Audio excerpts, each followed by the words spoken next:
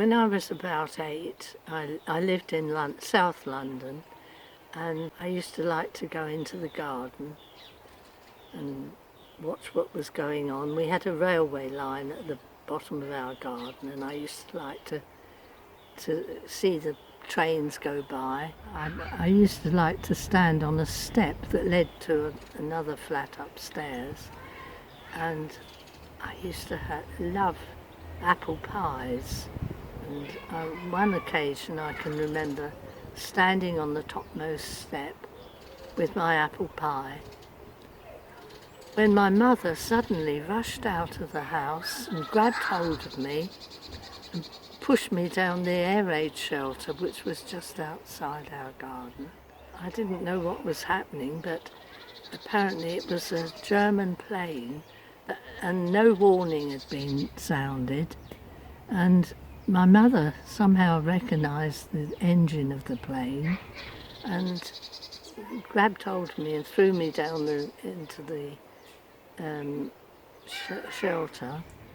My apple pie just broke into crumbs, and I was really upset over that because I loved the apple pies. But my mother had probably saved my life, and I wrote a poem later about the incident,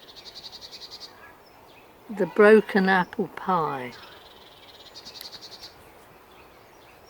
And this is a memory of a childhood incident of 1940.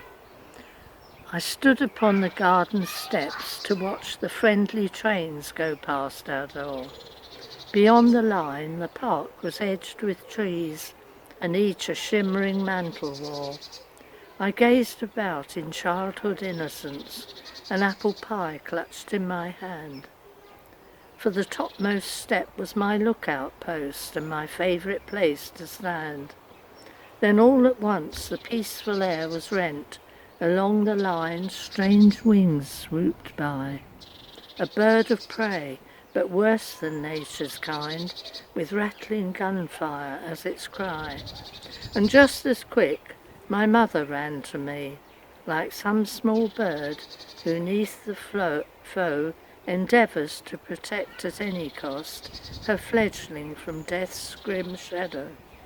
She pushed me down to the air raid shelter, then followed to its safe retreat.